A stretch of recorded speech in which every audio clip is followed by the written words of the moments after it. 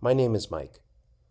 I started Before We Sleep because I believed that the way a story is told matters just as much as the story itself, especially at night when your nervous system is listening.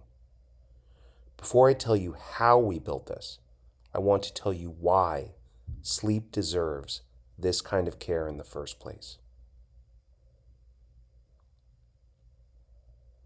While you sleep, your brain runs its own cleaning cycle, a system called the glymphatic network, discovered just over a decade ago, flushes out metabolic waste, including proteins linked to Alzheimer's disease.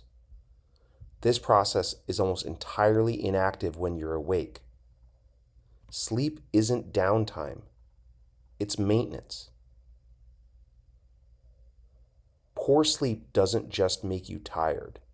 It dysregulates the amygdala, the brain's emotional alarm system, making it up to 60% more reactive to negative stimuli. Chronic sleep disruption is now understood to be both a symptom and a driver of depression, anxiety, and PTSD. Sleep is your immune system's shift. Studies have shown that sleeping fewer than 6 hours a night makes you more than 4 times more likely to catch a common cold when exposed to a virus. After just 1 week of sleeping 6 hours, the body shows measurable drops in testosterone, elevated cortisol, and disrupted insulin sensitivity. A landmark meta-analysis covering over 1 million people found that consistently sleeping less than 6 hours was associated with a significantly increased risk of all-cause mortality. Short sleep predicts higher rates of cardiovascular disease, obesity, and type 2 diabetes, independent of any other lifestyle factors. After 17 to 19 hours without sleep, cognitive performance degrades to the equivalent of a blood alcohol level of 0.05%. Memory consolidation, the process of turning the day's experiences into lasting knowledge, happens almost exclusively in deep sleep stages. There is no learning without recovery. Even elite athletes are not exempt. A Stanford study on collegiate basketball players found that extending sleep to 10 hours per night improves sprint times, shooting accuracy, reaction time, and mood within just weeks. The body performs to the quality of its rest. Now, before I tell you how this channel was built, I want to address something directly. There is a culture in our society, in business, in medicine, in the military, in parenthood, that treats minimal sleep as a mark of toughness, a badge of honor. The person who runs on 4 hours, the person who powers through, who doesn't need rest the way other people do. The science is unambiguous. That person is not performing better. They are performing significantly worse. And critically, they have lost the ability to accurately perceive just how impaired they are. Research has shown that after several nights of restricted sleep, people rate their own performance as fine, even as cognition, reaction time, and decision-making have fallen to the level of legal intoxication. The feeling of being okay is itself a symptom of the impairment.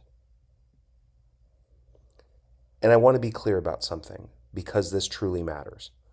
I am not talking to people who choose not to sleep.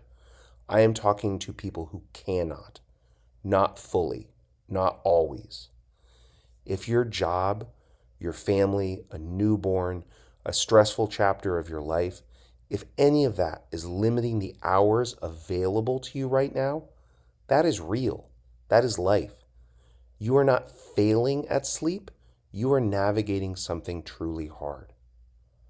But if you cannot control how many hours you get, you can still control how effective those hours are. The quality of your sleep is not fixed. It can be shaped, and that is exactly what this channel was built to help you do. So how does Before We Sleep actually respond to all of this? Every episode begins with a guided breath, a double inhale through the nose, followed by a long exhale through the mouth. This cyclic sigh was found in a 2023 study in Cell Reports Medicine to reduce anxiety more effectively than mindfulness meditation or other breathing methods tested. We use it to tell your nervous system it's safe to let go. Our narrators speak at around 110 words per minute, well below the 150 of everyday conversation. Research into psychoacoustics shows that the slower speech pattern reduces psychological arousal and heart rate. The voice and the narration becomes a signal, not just a delivery mechanism. Underneath every story, we layer pink noise and original music composed at tempos between 50 and 60 beats per minute, the range of your resting heart while you sleep.